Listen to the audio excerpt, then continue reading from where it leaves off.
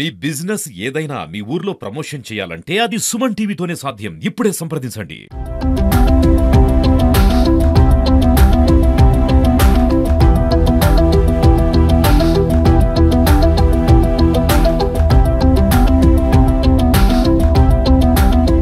So నేను 3 machines ready చేశాను. ఒకటి ప్రత్యేకించి పసుపు దంచేటందుకు, తర్వాత మిగతా 2 మెషిన్స్ వచ్చేసరికి కారము, ధనియాల పొడి, తర్వాత పిండి కూడా. సో ఇంకా అసలు ఎవరూ చేయండి, ఇప్పుడు ప్రపంచంలో ఇంకెవరూ చేయట్లేదు కూడా, దంచి పిండి తయారు చేయడం. గోధుమ పిండి, రాగి పిండి, జొన్న పిండి, అన్ని పిండిలు కూడా దంచి చేస్తాం. గిర్ని ఫ్లోర్ కాకుండా సో దంచి తోటి చేయకుండా దంచి చేస్తాము. ఇదేనా సార్ మీరు తయారు చేసింది? అవునండి. ఏంటి బయట కంపెనీలకు ఉన్న ఈ కారం మిల్లులకి దీనికి వేరియేషన్ ఏంటి? బయట ఇప్పుడు అక్కడ ఇక్కడ కొద్దిగా దంచి చేస్తున్నారు. పాత మిల్లులు వాడుకొని, ఏవైతే పాత డిజైన్స్ ఉన్నాయో వాడుకొని చేస్తున్నారు, అవి ఉన్నాయి. అది కాకుండా మిగతా వాళ్ళందరూ చేసేది కారం కానీ పసుపు కానీ ఏదైనా పొడి చేయాలంటే పల్వరైజర్ అనే ఒక మెషిన్ వాడతారు. పల్వరైజర్ ఏంటంటే మిక్సీకి ఒక పెద్ద రూపం. ఓకే. సో మిక్సీకి ఒక 100 రెట్లు పెద్దగా ఉంటే ఎలా ఉంటుందో ఆ మెషిన్ పల్వరైజర్.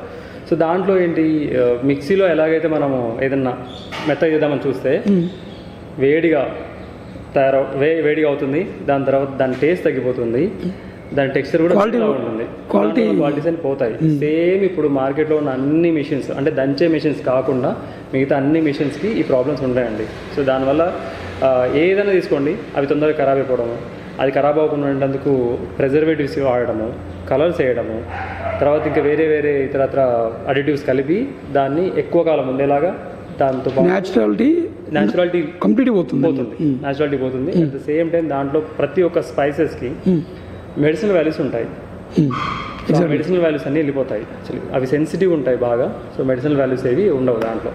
అంటే ఉన్న పాతకాలం మెషిన్ని, ఆ కాన్సెప్ట్ని దాన్ని అడ్వాన్స్డ్ మెషిన్ చేసి దీన్ని స్కేలప్ చేసుకుంటూ ఏమంటారు, అది ఒక 100 మంది అంటే ఏమంటారు, ఒక మెషిన్ 10 మందికి కావాల్సినంత చేసినా అయిపోతుంది దాని కెపాసిటీ ఒక రోజుకి. ఓకే.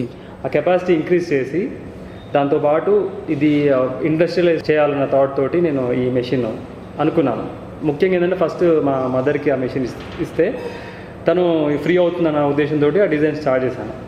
సో దాని తర్వాత వచ్చిన ఆలోచన ఏంటంటే, ఇంకా అమ్మల్ని ఎందుకు కష్టపెట్టాలి, సో మనమే ఆ లోడ్ తీసుకొని ఆ రెస్పాన్సిబిలిటీ తీసుకొని ఒక ఇండస్ట్రీ లాగా చేస్తే ఎలా ఉంటుందానికి ఇది మేము ఇచ్చిన రూపం. ఓకే. సో అయితే రోకల్ నేచురాలిటీ అలాగే ఉంచుతూ దాని నుంచి ఎలాంటి వేరే చెడు రాకుండా, సో దీంట్లో మీరు ఉన్నారు కదా చెడు అని, సో మనం ఏవి కలపాల్సిన అవసరం లేదు. అంటే ప్రిజర్వేటివ్స్ కానీ, అడిటివ్స్ కానీ, తర్వాత కలర్స్ కానీ, ఆయిల్స్ కానీ ఏవి కలపకుండా పూర్తిగా మిరపకాయలు తీసుకుంటాం. వెనకటి రోజుల్లో మన అమ్మమ్మలు నానమ్మలు రోకలు వేసి రోకలతో దంచితే ఇంట్లో అమ్మమ్మ ఎలా తయారు చేసేదో, నానమ్మ ఎలా తయారు చేసేదో అదే పద్ధతిలో తయారయ్యి అంతేకాలం నిలువ ఉండేలాగా. ఇప్పుడు సంవత్సరం అయినా కారం ఖరాబ్ అయిపోయేది, పసుపు ఖరాబ్ కావద్దు. బట్ ఇప్పుడు మీరు పసుపు కానీ కారం కానీ ఏదైనా తీసుకోండి, 15 రోజుల నుంచి ఒక నెలలోపే ఖరాబ్ అయిపోతుంది. దానికి ఉన్న క్వాలిటీస్ అన్ని 50% వెళ్ళిపోతున్నాయి. రీజన్ ఏంటంటే ఆ ప్రాసెసింగ్ మెథడ్లో. సో అమ్మమ్మ చేసినట్టు నానమ్మ చేసినట్టు చేయట్లేదు కాబట్టి దానికి ఇది అడ్వాన్స్ టెక్నాలజీ ఉపయోగించేసి అదే స్టైల్లో చేసిన మిషన్ ఇది. సో ఇందులో ప్రత్యేకత ఏంటంటే, ఏదైతే మా అమ్మకి పాతకాలం మెషిన్ నేను అడ్వాన్స్ చేయాలి, మీద పడకుండా ఉండేటందుకు, సౌండ్ రాకుండా ఉండేటందుకు, కళ్ళలో పడకుండా ఉండేటందుకు అన్నదానికి ఇది ఏంటంటే, ఇక్కడ మనం ఉండాల్సిన అవసరం లేదు. మనం ఒకసారి మ్యాన్ పవర్తో పని లేదు. మ్యాన్ పవర్ తోటి, ఇంతకుముందున్న మ్యాన్ పవర్ తోటి ఇప్పటికి 90% పని లేదు. మ్యాన్ పవర్ తగ్గిపోయింది. సో మ్యాన్ పవర్ వాళ్ళు ప్యాకింగ్ చేసుకోవడానికి, వేరే థింగ్స్ చేసుకోవడానికి, గ్రేడింగ్ చేయడానికి, అంటే కాయలు రైతు పండించాడు, అవన్నీ ఒక తిరిగా ఉండవు. సో అవి మొత్తం దాంట్లో ఏమన్నా క్వాలిటీ గ్రేడింగ్ చేసేసి మన కాయలు కానీ మన గింజలు వస్తే అవి తీసేస్తారు. సో ఆ గ్రేడింగ్ అని చేసుకోవడానికి ప్రత్యేకించి మెషిన్ దగ్గర ఉండి చేయాల్సిన అవసరం లేదు. సో అలా తయారు చేసాం. దీంట్లో ఏంటంటే దాని దంచుకుంటుంది, కలుపుకుంటుంది, కలిపిన తర్వాత మెటీరియల్ అంతా కూడా పూర్తిగా మెషిన్లోంచి బయటకి ఇచ్చేస్తుంది. చేయి పెట్టి తీసుకోకుండానే పూర్తిగా మెటీరియల్ అంతా బయటకు వచ్చేస్తుంది. ఓకే. సో అది దీని ప్రత్యేకత. అసలు ముట్టుకోవాల్సిన పని లేదు ఎక్కడ. శుచితో పాటు శుభ్రత కూడా దీని ద్వారా సాధ్యమవుతుంది. ఓకే, అవునండి. అయితే సార్ ఇది పెట్టేందుకు ఈ ఆలోచన వచ్చింది మీ అమ్మగారు కోసం చేశారు. అయితే ఇంత భారీ యంత్రాలు తయారు చేయాలంటే ఎంత ఖర్చు వచ్చింది? మీరు ఆర్థికంగా మిడిల్ క్లాస్ ఫ్యామిలీ అని చెప్పారు, ఎలా దీన్ని చేయగలిగారు? దీన్ని ఎలా చేయగలిగారంటే దీనికి అయిన ఖర్చు ఒక మెషిన్కి 12 lakhs వరకు అయిందండి. 12 lakhs తక్కువ. అంటే ఇది నేనే దగ్గరుండి నేనే పూర్తిగా డిజైన్ నాదే, తయారు చేసుకోవడం కూడా నేనే రా మెటీరియల్ తెచ్చుకొని పూర్తిగా కట్ చేసి అన్ని వెల్డింగ్ కూడా చేసుకొని అన్ని రకాలుగా దీనికి ఏది కావాలో అంతా ఎవ్రీథింగ్ ఎలక్ట్రికల్ హార్డ్వేర్. దీంట్లో ఏంటంటే ఇది ఆటోమేటిక్ మెషిన్ అన్నాం కదా, సో ఈ ఆటోమేటిక్ టాస్క్లన్నీ చేయాలి అంటే దీంట్లో కంప్యూటర్ ఉండాలి. దాన్ని ఇంకొక స్మాల్ సైజ్ మైక్రో కంట్రోల్ అని అంటారు. సో ఆర్డుయినో అని, రాస్బెర్రీ పై అని కొన్ని డివైస్ ఉన్నాయి. దాంతో నేను ఇదంతా ఆటోమేషన్ చేయగలిగాను. సో దీనికి కావాల్సిన ఎలక్ట్రానిక్స్ అంతా నేర్చుకున్నాను. తర్వాత ఎలక్ట్రికల్ ఇంజనీరింగ్ రిలేటెడ్ సబ్జెక్ట్ అంతా కూడా నేర్చుకున్నాను. తర్వాత కంప్యూటర్ అది ఎలా యూజ్ చేయాలి, అది సాఫ్ట్వేర్ ఇంజనీరింగ్ లాగా కూడా అవ్వాల్సి వచ్చింది. దాంట్లో కావాల్సిన ప్రోగ్రామింగ్, ఇది C++ ప్రోగ్రామింగ్ అవసరమైంది దానికి. సో అదంతా కూడా నేనే రాసుకున్నాను. దాదాపు ఒక 25 pages దాకా వస్తుంది. ఇది మొత్తం నాకు చేయడానికి 12 years పట్టిందండి. 12 years. 2018లో నాకు డిజైన్ కానీ ఇదంతా ఓకే అయింది, ఫైనల్ అయింది. అరౌండ్ 2005 ఆ టైంలో స్టార్ట్ చేశాను దీన్ని డిజైన్ చేయడం. 2005లో ఆలోచన వచ్చింది. దీంట్లో అత్యంత కష్టమైన థింగ్ ఏంటంటే మనం ఇక్కడ లేకుండా చెయ్యి పెట్టకుండా మెటీరియల్ అంతా దంచిన తర్వాత అదంతా బయటికి రావాలి, ఆ పౌడర్. సో అది అన్నిటికంటే కష్టమైంది. సో అది డిజైన్ పూర్తి అవ్వడానికి నాకు దాదాపు 8 సంవత్సరాలు పట్టింది. ఓకే, దానికోసం ఒక 100s ఆఫ్ డిజైన్స్ వేసుకున్నాను. అవి ఒకదాని తర్వాత ఒకటి వేస్తూ అలా. ఏమైనా ఫెయిల్ అయ్యారా సార్ మీరు అనుకున్న ఆలోచనలో? దీన్ని చేసేటప్పుడు ఏమన్నా ఆటంకాలు ఎదురుకోవడం కానీ? ఆటంకాలు అంటే చాలా ఆటంకాలు వచ్చాయండి. ముఖ్యంగా ఏంటంటే ఇప్పుడు మనం ఏదైనా సొంతంగా చేయాలనుకోండి, నాకు ఇండస్ట్రీ లేదు, ఇలాంటి మిషన్స్ తయారు చేసే ఇండస్ట్రీ కానీ, ఆ తర్వాత దీని గురించి పూర్తిగా తెలిసిన ఇండస్ట్రీ లేదు. నేను వర్క్ చేసే జాబ్లో నాకు ఇక్కడ లోకల్లో ఏమున్నాయో నాకు అసలు ఏం ఉండదు, ఇన్ఫర్మేషన్ కానీ ఏది ఉండదు. సో ఇందులో పెద్ద ఛాలెంజ్ ఏంటంటే ఐరన్ అంటే మీకు అందరికీ ఐరన్ మాత్రమే తెలుసు, కానీ ఐరన్లోనే తీసుకుంటే ఒక 100 రకాల ఐరన్లు ఉంటాయి. మళ్ళీ ఐరన్ వరకే తీసుకుంటే 100 రకాల ఐరన్లు ఉంటాయి. అందులో మనకు ఏది అవసరం అవుతుంది దాన్ని సెలెక్ట్ చేసుకోవాలి. కొన్ని వెల్డింగ్ అవ్వవు, కొన్ని వెల్డింగ్ అవుతాయి, అంతటి తేడా ఉంటుంది. సో మళ్ళీ కొన్ని ఈజీగా విరిగిపోతాయి, కొన్ని విరగకుండా ఉంటాయి. ఇలా ప్రతి ఒక్కటి మనం చూసుకొని సెలెక్ట్ చేసుకోవాలి. ఇప్పుడు దీంట్లో చాలా కాంప్లెక్స్ మెకానిజం ఉంది. ఒక్కొక్క ప్లేస్లో ఒక మెటీరియల్ వాడాను దీంట్లో, సో దట్ దాని లైఫ్ ఎక్కువ వస్తుంది, విరిగిపోదు, మెయింటెనెన్స్ తక్కువ ఉండాలి, మనకి బ్రేక్ డౌన్స్ ఉండొద్దు. దాంతోపాటు ఇంకా వేరే ఇతరత్ర ఇబ్బందులు ఫైనాన్షియల్గా కూడా ఏం రాకుండా. బ్రేక్ డౌన్ ఏంటంటే చాలా పెద్ద ప్రాబ్లం అవుతుంది. మళ్ళీ అది తయారు చేయించడం అదంతా కూడా చాలా కష్టం. మళ్ళీ నేను టైం కూడా స్పెండ్ చేయాలి. అలా చాలా రీసెర్చ్ చేసి ఇక్కడున్న మెటీరియల్స్ అన్నీ తెలుసుకొని దానికోసం బాలనగర్, హైదరాబాద్లో బాలనగర్ ఏరియా ఉంది కదా, ఇండస్ట్రియల్ ఏరియాస్ అన్నీ తిరిగి తర్వాత చాలా మందిని పరిచయం చేసుకొని వాళ్ళ ద్వారా సలహాలు తీసుకుంటూ నేను ఇన్ఫర్మేషన్ తీసుకున్నాను. సో దీనికోసం నేను ఏం చేస్తానంటే ఒక 2 సంవత్సరాలు జాబ్ రిజైన్ చేసి వచ్చి మొదలుపెట్టాను. ఈ అవరోధాలు వచ్చినప్పుడు కానీ, ఈ ఫైనాన్షియల్గా సస్టైన్ కాలేకపోయినప్పుడు కానీ ఎందుకు పెట్టుకున్నాను, అది ఏమన్నా ఇచ్చేసానని ఏమన్నా ఎప్పుడైనా అనిపించిందా? ఇప్పుడు ఒకసారి అనిపిస్తుంది, కానీ అంతకంటే ముఖ్యంగా ఏంటంటే నాకు ఏదైతే మేము అనుకున్నామో కస్టమర్స్ మా దగ్గర పర్చేజ్ చేసుకొని, అంటే కారం కానీ పసుపు పిండి ఇవి వాడిన తర్వాత వాళ్ళు చెప్పే ఫీడ్బ్యాక్ తోటి అవన్నీ నాకు చిన్నగా అనిపించాయి. ఓకే ఉంటుంది. ఇప్పుడు 3 years అయింది పెట్టి, చాలా మంచి రెస్పాన్స్ వచ్చింది. అండ్ ఈ క్వాలిటీ ఆఫ్ థింగ్ అసలు తినలేదండి. ఇంట్లో చిన్నపిల్లలు కూడా, అమ్మ నువ్వు నిన్న వండిన కూరకి ఈరోజు వండిన కూరకి ఇంత తేడా ఉందేంటి అంటున్నారు. సో అది that was the motivation. Customer satisfaction కింద మీరు పడ్డ శ్రమ, జరిగిన నష్టాలు, బాధలు అన్నీ మర్చిపోయింది అన్నట్టు. అవునండి, చాలా సంతోషంగా ఉంది. అయితే సార్ ఇది మరి చూస్తే కొంచెం హార్డ్గా కనిపిస్తుంది. దీని మెయింటెనెన్స్ కానీ వర్కింగ్ కానీ చాలా ఈజీ అండి. ఇది ఎలా అంటే దాదాపు మెయింటెనెన్స్ తక్కువ ఉండేలాగా, సర్వీస్ కూడా తక్కువ ఉండేలాగా డైలీ సింపుల్ మెయింటెనెన్స్ చేసుకుంటే సరిపోయేలాగా తయారు చేశాను. ఎందుకు అంటే నేను మెకానికల్ ఇంజనీర్. ఓకే. సో నేను అన్ని రకాలుగా చదువుకున్నాను, అన్నీ చూసాము, ఎలక్ట్రానిక్స్ చూసాము, ఎలక్ట్రికల్ థింగ్స్ చూసాము, తర్వాత చదువుకున్నాము, మెకానికల్ ఇంజనీరింగ్ మొత్తం పూర్తి డీప్గా చదువుకున్నాము. సో అలా నేను ఎక్కడెక్కడైతే ఇబ్బందులు వస్తాయో అవన్నీ తగ్గించాను.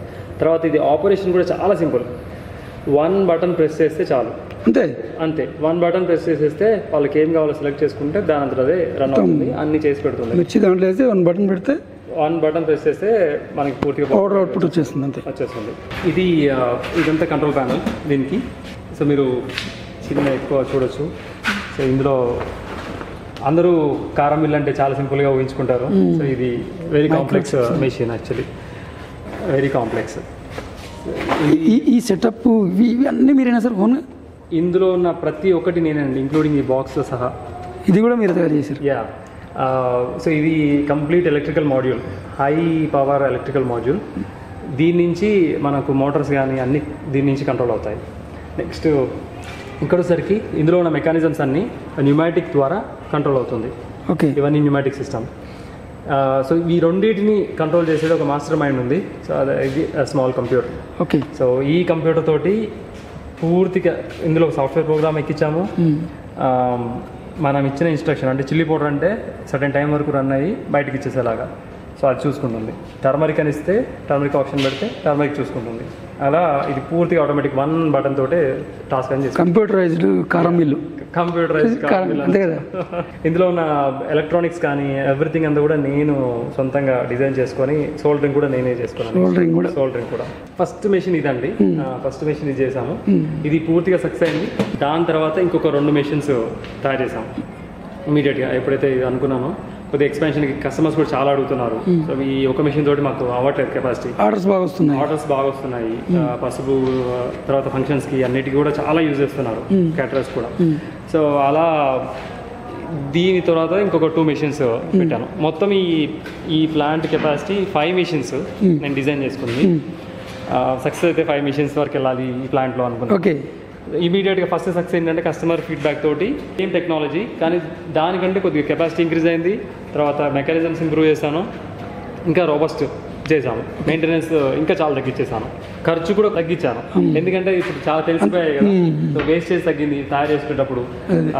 ఇలా ఇవి 2 మెషిన్స్ ఇక్కడ ఈ 2 మెషిన్స్ అయితే తయారు చేసినవి. ఇలాంటి మిషనరీ ఎక్కడ లేదని తెలుసుకున్నాం మేము, అది నిజమేనా?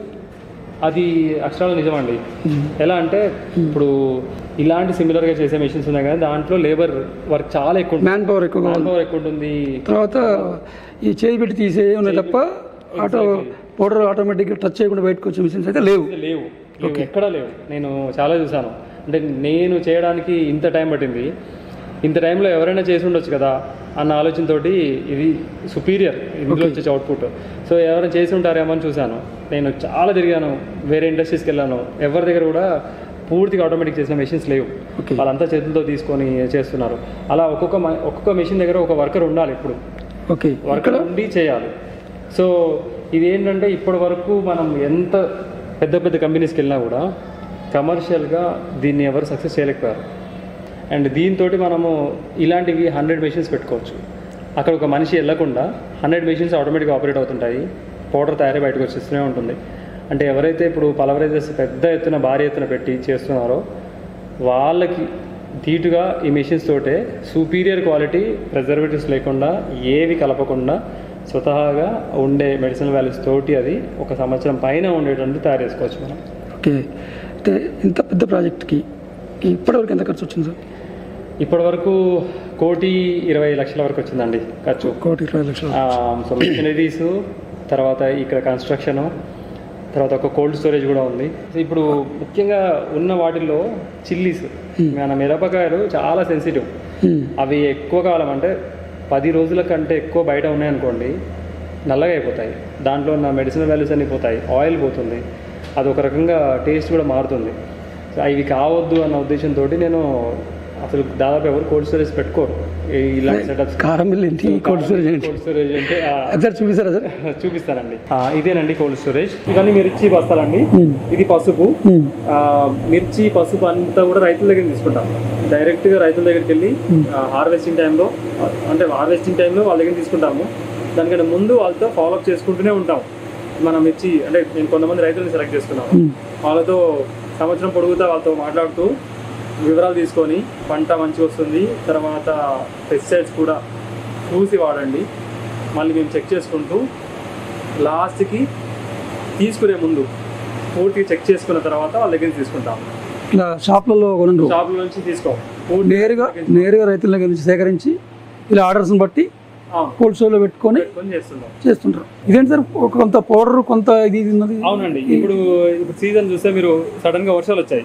బాగా వర్షాలు వచ్చినప్పుడు బయట నేను న్యాచురల్ గా ఎండబెట్టాలనేది నా పద్ధతి. ఓకే. న్యాచురల్ గా అంటే పూర్తి న్యాచురల్ గా తయారు చేయాలి ఏం చేసినా. ఓకే. సో మనం బయట వర్షాలు వచ్చినప్పుడు మేము కారం తయారు చేయాలంటే కాయలు పూర్తిగా ఎండితే గానీ మేము తయారు చేయలేము. అవును. సో అందుకోసం ఎప్పుడైతే బాగా ఎండ ఉందో, వర్షం లేనప్పుడు ఫోర్కాస్ట్ చూసుకొని వెదర్ వర్షాలు రాబోతున్నాయి అనే దాన్ని బట్టి మేము కొంత ఎండబెట్టుకొని సగం దంచి పెట్టుకుంటాం. సో ఎప్పుడైతే మాకు ఆర్డర్స్ ఉన్నాయి, ఇక్కడ బయట వాతావరణం బాగాలేదో, వీటిని ఇమీడియట్ గా దంచి తయారు చేసుకోవడానికి రెడీగా ఉంటుంది కారం. ఓకే. సగం దంచడం వల్ల క్వాలిటీ దెబ్బతిందా? క్వాలిటీ దెబ్బతినదు. జస్ట్ ఇప్పుడు ఇందులో ఉన్న గింజలు కూడా మీకు నలగలేదు, అలాగే ఉన్నాయి. సో క్వాలిటీ అస్సలు చేంజ్ అవ్వదు. ఓకే. వర్షాకాలం ఇబ్బంది లేకుండా ఇటువంటివి తీసుకుంటారు. కరెక్ట్. మీ దగ్గర రేట్స్ ఎలా ఉంటాయి సార్? రేట్స్ ఇప్పుడు మనము సొంతంగా మిరపకాయలు మార్కెట్కి వెళ్ళి మిరపకాయలు తీసుకొని వాటిని ఇంట్లో క్లీన్ చేసుకొని తొడిమేలు తీసుకొని మిల్లుకి తీసుకెళ్ళి, అంటే దంచే మిల్లుకి తీసుకెళ్ళి పట్టిస్తే ఎంత ఖర్చు అవుతుందో అంతే ఉంటుందండి కాస్ట్. అంతకంటే ₹1 కూడా ఎక్కువ ఉండదు. మళ్ళీ ఏవైతే మేము వాడే కాయలు, మిరపకాయలు కావచ్చు, పసుపు కొమ్ములు కావచ్చు, ఇవి మార్కెట్లో అందుబాటులో లేనివి. మనము కామన్ మ్యాన్ వెళ్ళి కొనుక్కోవాలి అంటే ఈ కాయలు దొరకవు. ఇది very expensive, top quality grade 1 మాత్రమే యూజ్ చేస్తాము. ఆ గ్రేడ్ 1కి ఓన్లీ ఎక్స్పోర్ట్స్ మాత్రమే వెళ్తాయి, ఇక్కడ ఎవరికి ఇవ్వరు. మొత్తం ఏంటి సార్? కారము, పసుపు, ధనియాల పొడి, తర్వాత కారం పొడులు, కరివేపాకు కారము, మార్చిన కారము, అవిసెల కారము, తర్వాత మసాలాలు, పిండి, గోధుమ పిండి, జొన్న పిండి, రాగి పిండి, మళ్ళీ అన్ని రకాల పిండిలు అన్ని ఒకటే మిషన్ లో దంచి చేస్తున్నాము. ఓకే. ఇవి కాకుండా ఆయిల్స్ కూడా ఉన్నాయి. గానుగా నూనెలు, అది 100% న్యాచురల్. ఆర్డర్స్ ఎక్కడి నుంచి వస్తాయి సార్ మీకు ఎక్కువ?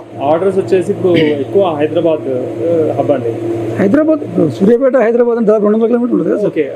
సూర్యాపేట నుంచి హైదరాబాద్ 200 కిలోమీటర్లు. అక్కడి నుంచి వస్తాయి. సో ఇక్కడ సూర్యాపేటలో చాలా స్ప్రెడ్ చేసాము, చాలా మంది కస్టమర్స్ తీసుకుంటున్నారు. వీళ్ళ ద్వారా మౌత్ టు మౌత్ పబ్లిసిటీ అయ్యి హైదరాబాద్ నుంచి కూడా చాలా ఆర్డర్స్ ఉన్నాయి. ఇప్పుడు బల్క్ ఆర్డర్స్ కూడా చాలా చేస్తున్నాం. కొన్ని రెస్టారెంట్స్కి, తర్వాత హోల్సేల్ వాళ్ళకి, అందరికీ హైదరాబాద్లో చాలా మంది సప్లై చేస్తున్నాం. చూసారు కదండి, ఒక ఇంజనీర్ తనకు అత్యున్నత జాబ్ వచ్చింది, విమానాలు తయారు చేసే దాంట్లో జాబ్ చేస్తూ అమెరికా వెళ్ళి అమెరికాలో 10 ఏళ్ళు ఉన్నప్పటికీ ఒక గ్రామీణ వాతావరణంలో పెరిగిన అతడు ప్రజల మంచి ఆరోగ్యం కోసం, అలాగే తల్లికి ఇచ్చిన మాట ప్రకారం తన చదువుకున్న చదువుని ఏ విధంగా ఉపయోగించాలో, ఏ విధంగా ప్రజా అవసరాలకు ఇది కావాలో చేసి చూపించాడు. ప్రతి ఒక్కరికి ఆదర్శంగా నిలిచాడు. Congrats to Posham Santosh Kumar. Cameraman శ్రీనివాస్తో నాగేంద్రచారి, సూర్యాపేట.